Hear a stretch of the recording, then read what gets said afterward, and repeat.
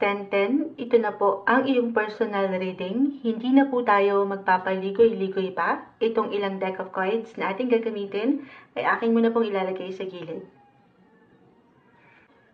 Okay, Miss 1010, dito muna po tayo sa iyong tarot reading, kung saan po ay pinapili kita ng tarot deck na ating gagamitin. At ito nga po ang iyong napili. So, meron ka ditong ilang katanungan na iniwan na ating susubukan na masagot ang bawat isa. First reminder muna tayo na kung ano man po ang aangat na messages, maaring ito lang din po yung current energy, okay? Yung messages o mensaheng gabay na marahil ay kailangang marinig ngayon. Nothing is yet set in stone. Your future is not set in stone. Patuloy na merong changes sa ating buhay. Isa pa po, yung messages na pwede natin makita, ito lang din po yung maaring kondisyon sa yung sitwasyon na kinakaharap or kaharapin, pero yung outcome, yung resulta, o yung desisyon, okay? Of course, at the end of the day, it will be up to you. Mensaheng gabay lamang po. Okay, gusto ko pong basahin itong first question na iyong iniwan. Kailangan ko pa po bang tapusin na lang yung masteral ko sa clinical psychology or focus na lang ako sa mga bata? And then palit ng masteral kung saan available lang sa Ilocos in Education, Media and Counseling. Ayan, madaming units na naman ang kukuhain. Okay, sige po. Sa tanong na ito na Miss 1010, ayan, si Miss 1010 na napaka-cute, ayan, ng kanyang username, anong may iwan natin dito? Pagdating sa usaping pag-aaral, anong mensaheng gabay ang kailangan marinig niya ngayon? For Miss 1010, message.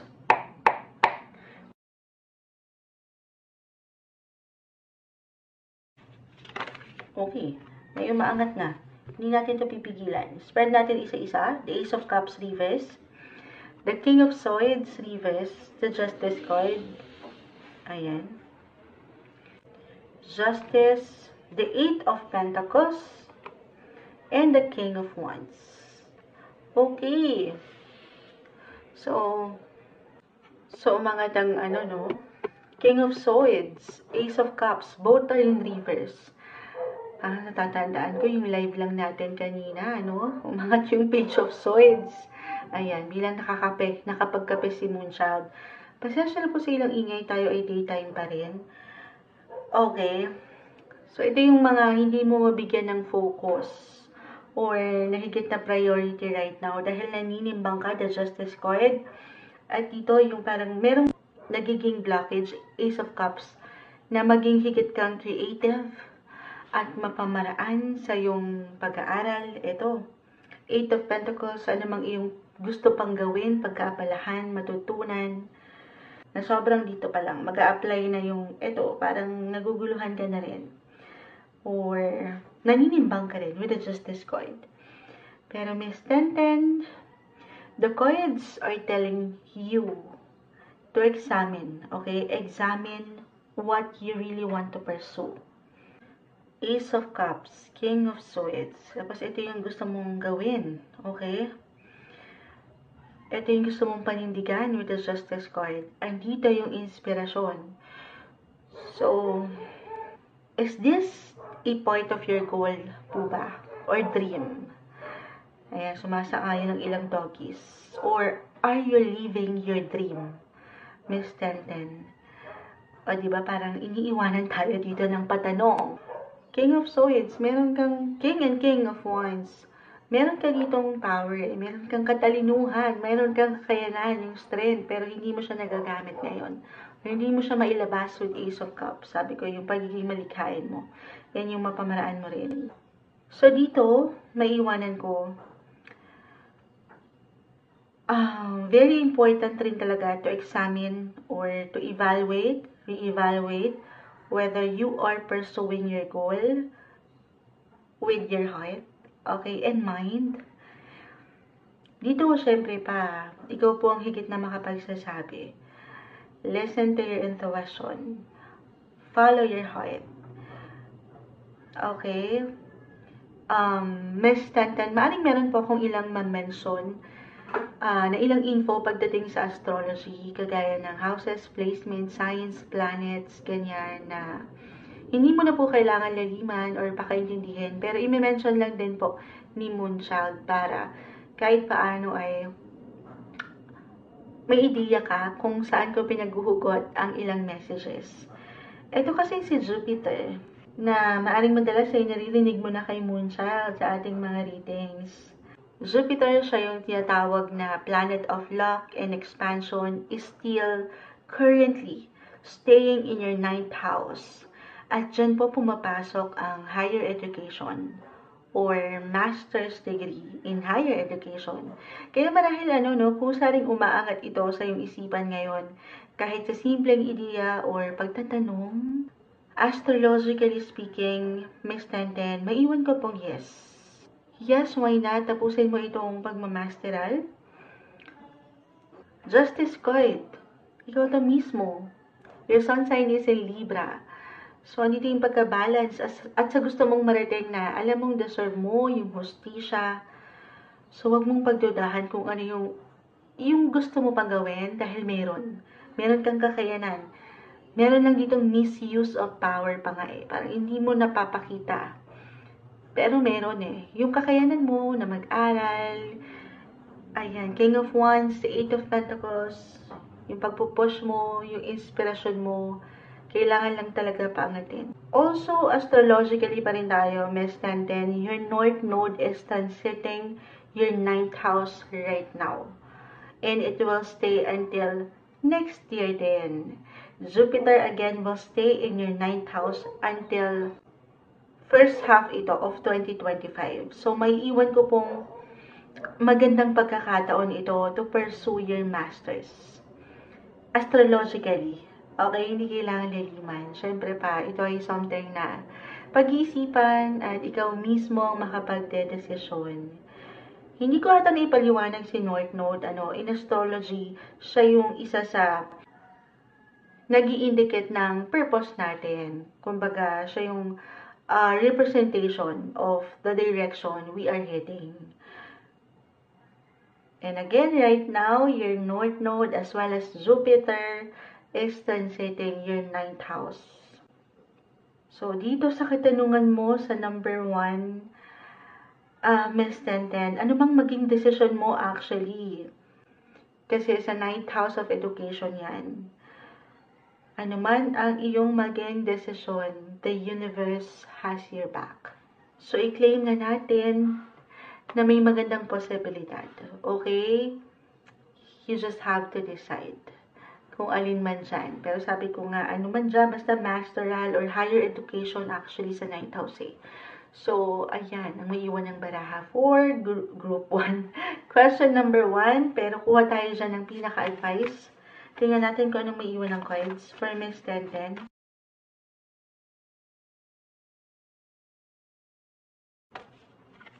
Okay, yung maangat, sandali. Conclusions are within reach. So, makakonclude mo raw ito, kumbaga, iyong mapagtatanto. Lalo pa kung carefully ay itong pag-aaralan about studying nga itong Moonchild or ikukonsidera ang pag-aaral. Why not? Coconut. Ilaban. Lalo pa kung andito talaga ang iyong kagustuhan. Pero maaaring kusa to, sabi ko nga, the universe has your back. Kusang ibigay na sa'yo yung conclusion na ito. Kusang aangat. As the universe will take over. Lalo pa kung medyo ito, sabi ko nga, nag-i-struggle ka sa pagdedesisyon. Maaaring may pag-angat nung kusa. Isi-shake ka ng universe dyan. At dyan, ayan, may pagko-conclude. Mapagtatanto mo ito, mahaharap. Or maybe a reminder, a sign na itong umaangat na messages para sa'yo. Okay, let's move forward to question number 2. Balak ko po kasi mag-abroad sa New Zealand or Australia for my career para magkakasama kami ng mga bata at asawa ko. Makapag-abroad po ba kami? Or ako? If yes, maganda naman po bang magiging future namin doon? If not, maganda naman po ba ang kalagayan namin dito if dito kami sa Pinas mag-stay? Ayan, bilang may dumaraang eroplano, sakto sa ating pag-uusapan. And since na-mention ko na rin si North Node, which, ito yung sabi ko nga, representation of your purpose.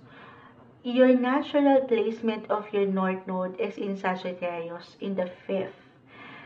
Sagittarius is in the 9th house of, hindi lang po yan about education. Napakalawak rin yan. Pero sa 9th, iyan din po yung tinatawag na house of travel. So, your North Node in Sagittarius, which is in the 9th house of travel. Ayan, medyo complicated na, pagdating sa astrology. Pero i-mention ko lang po yung ilang messages para kahit paano alam mo kung saan ko hinuhugot yung ilang mensahe. Ulitin natin, North Node again is about your purpose. Then, why not? You are meant to travel the world. Miss 1010, again, your North Node is in Sagittarius po. House of travel. In the 5th. So, sa 5th house, dyan naman po pumapasok ang house of children. Your kids. Also, sinilip ko na rin po ang yung 12th house. At yan kasi isa sa indicator rin about foreign lands or international agenda. Your 12th house is in Cancer. 12th house ruler in the 4th of home and family. Cancer is ruled by the moon. And your moon sign po is in Sagittarius. So, parang nagkakatagpi-tagpi sila. Sa dami nang na-mention ni Moonchild, talagang nangingibabaw po marahil in a way, okay, yung pangarap mo na makasama ang pamilya kung saan ka man mapunta. Okay? Yan po ay hindi posible. Sige po, tingnan natin ang maiiwan naman itong sumasang-ayon ng ilang sasakyan. Itong set of cards na iyong napili. Miss 1010, tingnan natin kung anong maiiwan. The Two of Wands. Ito yung pinakamaliit nating deck. Kaya kailangan natin i-focus. So, dito pa lang. Ten of Cups. Sandali. Ito po ay sinisilid natin sa notes. Kaya si Moonchild ay nagugulat din. Three of Pentacles. Okay. The Hermit. Two of Pentacles. 3 and 2 of Pentacles. Okay. And the Four of Cups. Reverse. Okay. So, ayun na. Anong ayun na yun siya? Meron po. Anong meron? Two of Wands. Ito na international agenda. Abroad.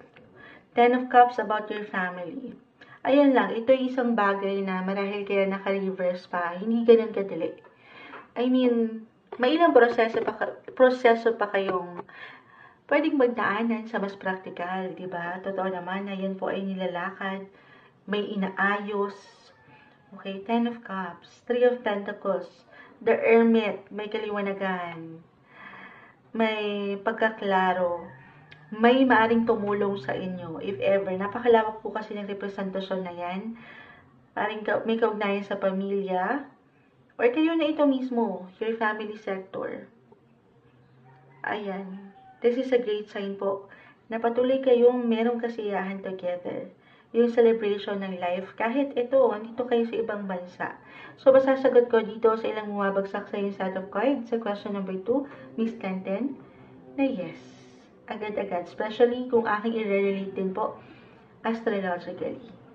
Okay? Ayan, tayo po ay nalobat. Nagpalit lang tayo ng baterya. So, ano na yun, Moonchild?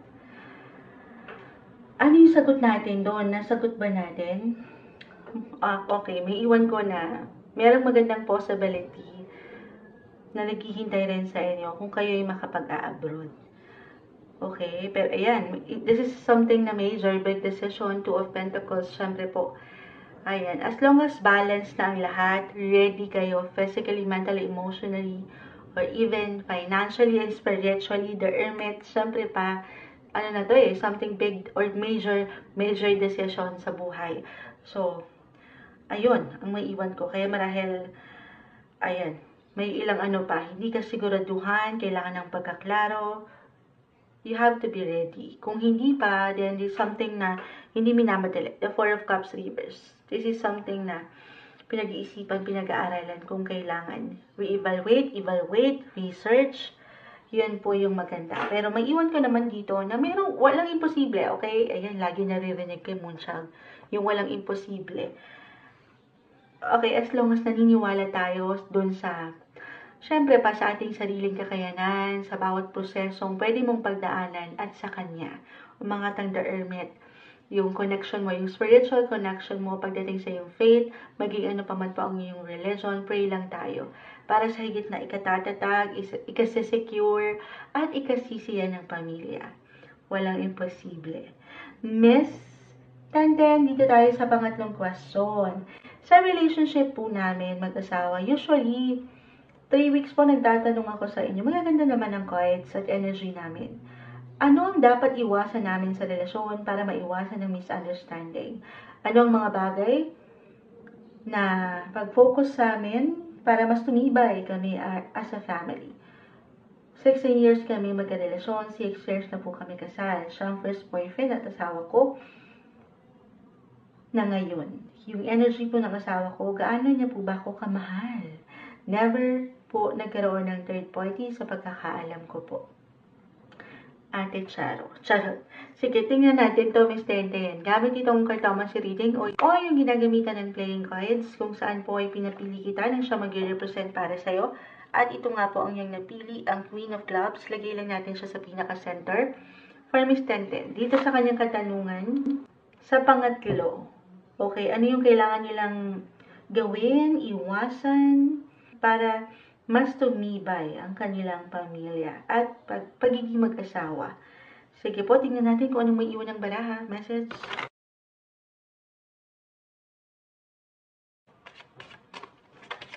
Okay, may bumagsak na dito. Okay, mag-spread lang tayo ng pagganito. Position po natin.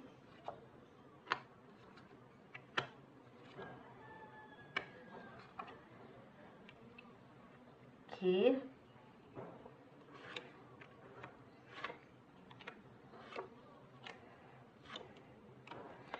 Okay. So, 10-10 ang rating. 10-10! 10 of clubs, 10 of spades. So, syempre wala namang perfect relationship. Pero patuloy kayong, ayan, urong natin, di pala siya pantay. Sobrang imbalance ni Moonchild. Patuloy kayong nagiging mature sa inyong relationship. Anyway, pagdating po pala sa cartomancy, madalas po ay very straightforward lang yung iniiwan nito or naiiwan nitong messages. Ayan. Kumbaga wala nang paligoy-ligoy pa, diretsahan. Hindi ko po ito tatamisan, pero wag pong lalaliman. 10-10 yung rating. Diyan pumapasok ang travel. 8 and 8, so yung infinity, again, walang katamis-tamis ito. May pang forever yung feeling. Nag-highlight yung travel bilang ito nga. Nasa long distance relationship kayo ngayon. 8 of clubs, 10 of clubs, magkatabi. Pero malayo man kayo sa isa't isa, Miss 10-10. Kita mo naman, may isang person dito, siya na to. Na umangat, magkatabi kayo. Physically, mentally, emotionally, nasa iyo pa rin ang kanyang intensyon, atensyon. Ayan, sa inyong relasyon, may kayamanan, may indikasyon po ng pera dito na napakaganda. Money, may parating, patuloy na maganda yung flow. 8 of clubs, maganda po yan. Ace and 2, so good news. Good news. Kahit paminsan, hindi maiwasang nagiging mapag-alala. Umangat ang 10 of spades. At 9 and 10 of spades. Gayon din siya sa true lang. So, kung anong kailangang iwasan, ayun na, hina-mention ko, iwasan ang maging mapag-alala.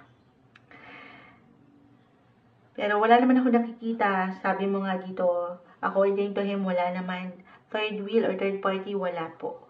8, 8, 10 and 10 ang rating. So, right now, again, ito yung energy na umangat, so wala tayong nakikita.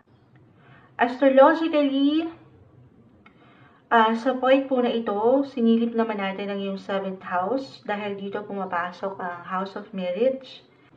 And your 7th house is in Aquarius.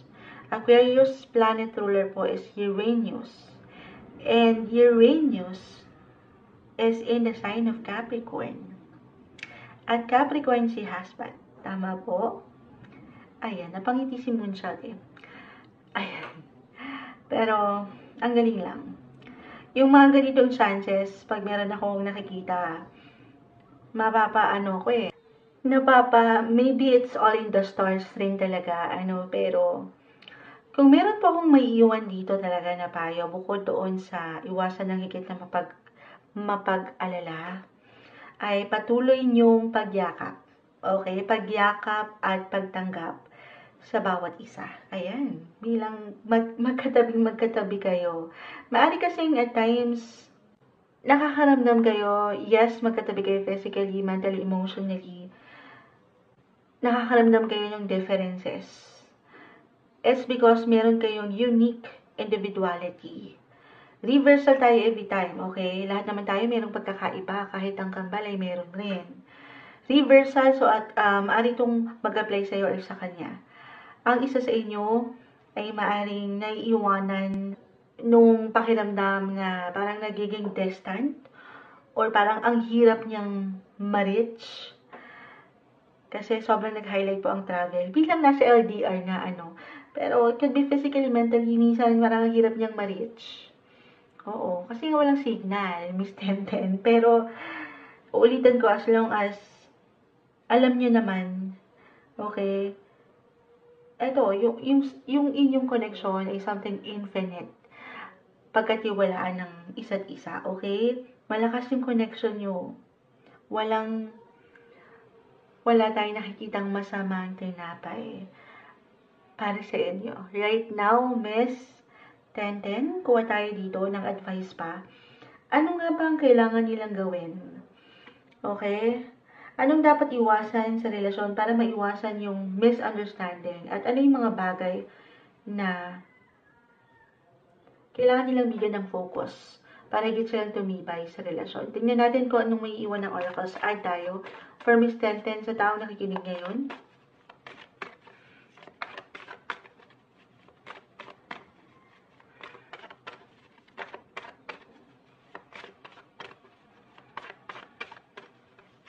Okay, ang dami. Hindi natin ito pipigilan. Jupiter. So, ayan, travel. Maring sobrang nag-highlight ng travel sa'yo, Miss Tenten. Ito napakalawak. Lahat na ng magagandang possibility with planet Jupiter. Ayan, may ilang ingay. Bilang ito po ay planet of luck, giver of gifts and luck, education, may something wealth, kasiyahan. Yung pagiging optimistic, ayun, yung pinaka-word lang. Positive lang kayo sa inyong connection. At mag-explore sa inyong approach pagdating sa connection kahit malayo kayo ngayon. Alam mo yun? Ano yun, Moonshot? Hindi. 8! Ayan na naman tayo sa 8. 8. Sobrang intense, extreme, may pagkamalalim. And yung explore, pag-explore sa inyong affection, kahit over the net ito, try something new, something different. Kasi dyan po pumapasok yung intimacy and yung sex. Okay? Ayan. Malalim ang inyong connection. Positibo, stay positive. Pluto, 8th house. 8 talaga. Miss 10. Pluto is in the 8th house. Yes po. Kasi 8th house is Scorpio. Ito regardless sa, sign. Scorpio, yung energy ng Scorpio is in the 8th house. And Scorpio planet ruler is Pluto. So, why not? Sabi ko nga, yung differences umaangat eh. Differences, lahat kasi may pagkakaiba. So, sabayan, pagyakap sa pagkakaibang ito. And the sun. Positivity lang daw. Stay positive. This is a very positive card. And Jupiter, isa lang yung pinaka-weight ng dalawang yan. Positive. Stay optimistic about your relationship. Partnership. Okay? Or yung pinaka message ng the sun, paangatin niyo yung inyong mga pagiging kid at heart or young at heart, childlike, na parang PBB teens, ganun. Kumbaga, painitin nyo, pasisiglahin nyo sa inyong mga paraan. Sabi ko nga, para mapunan yung ilang pag-aalala ng kasiyahan. Patuloy na kasiyahan para sa inyo. Sige po, add tayo dito ng ilang final words for Miss Tenten. Ano bang maiiwan natin sa taong ito? Guidance, advice po for Miss Tenten. Okay, may umangat na. Lesson, intuition. Lesson, intuition. Always lesson, intuition. Bilang ayan, umaangat yung energy ng Pluto, may pagkamalalim, malakas kang makiramdam. Alam mo na to, yung pagmamahalan. Listen to your intuition, follow your heart, and stay positive. Kuha na tayo ng pinaka-final words. Ano pang may iwan po natin for Miss Tenten sa ating ilang napag-usapan dito? Ano po may iwan natin para sa kanya?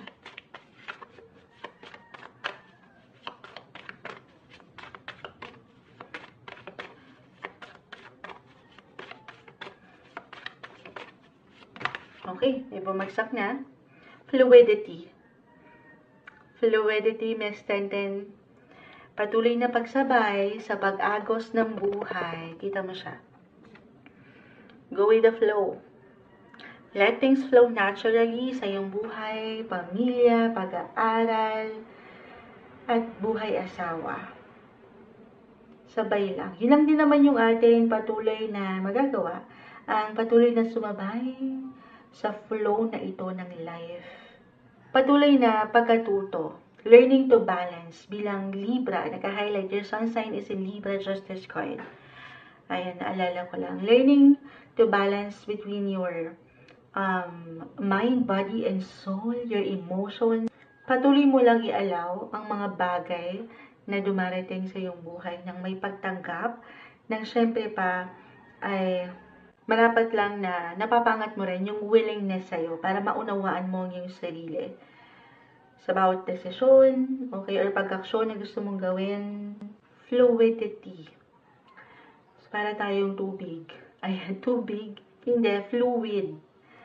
Kasi dito, once na matutunan mong sumabay sa agos ng buhay, yes, be present.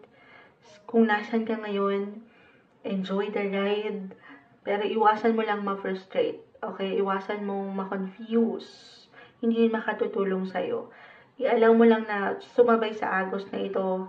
Na I know hindi madali all the time. Pero once na tinanggap mo itong anumang current, ayan, anumang pwedeng ganap right now, or current ng agos ng buhay sa tubig. Ano daw yun? Ano daw yun, Moonchild? Kumbaga, sabi ko, kailangan maunawaan mo muna yung sarili mo eh. Kung ano yung kailangan mo munang i-prioritize ngayon, yun na lang muna, be present, sabay. At dyan, maaring kusa na rin i-allow ka ng universe, ng buhay, yung flow ng buhay, to make more conscious choices para sa iyong sarili. At para dito, sa balance na patuloy mong kinakaharap o hinahanap sa iyong buhay. Kumbaga, umaangat dito yung ano mo, no? Yung patuloy na mission in life. At ito yun. Ang meron ka pang marating, syempre pa, matutunan, mapuntahan na hindi imposible as long as sumasabay. Nakailang sumasabay si Moonchild. Fluidity kasi diba is all about flowing. Okay, flowing. Sasabay talaga eh. And not holding. Not holding on dito sa, ayan, sa ilang sabi ko nga kanina, nagkakaroon ng parang blockage or natitigil, parang nagahang. Hindi mo nabibigyan ng pagpapaunlak. Pagpapakita ng lakas mo. Meron eh.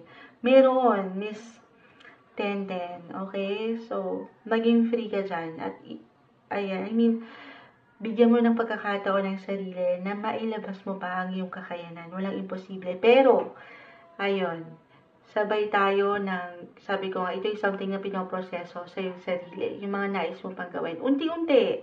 Hindi naman natin kailangan madaliin. Merong purpose ang kinakahanap mo ngayon kung bakit. Okay? At yan sa huli, lagi nating isipin na ito ay para rin sa iyong higit na ikabubuti. Okay? Ayun. ang may iwan ng baraha. Napaisip ako sa fluidity sa ilang ating napag-usapan. But anyway, Miss 1010, ayan, I know nagkarambol-rambol na po ang ilang barahang bumagsak sa'yo, pero sana po kung ano man yung ating nakita na pag-usapan sa iyong baraha ay pawang maging gabay lamang po. Thank you so much, Miss 1010, sa patuloy na support kay Moonchild. All the best po sa'yo, and I hope to see you again next time.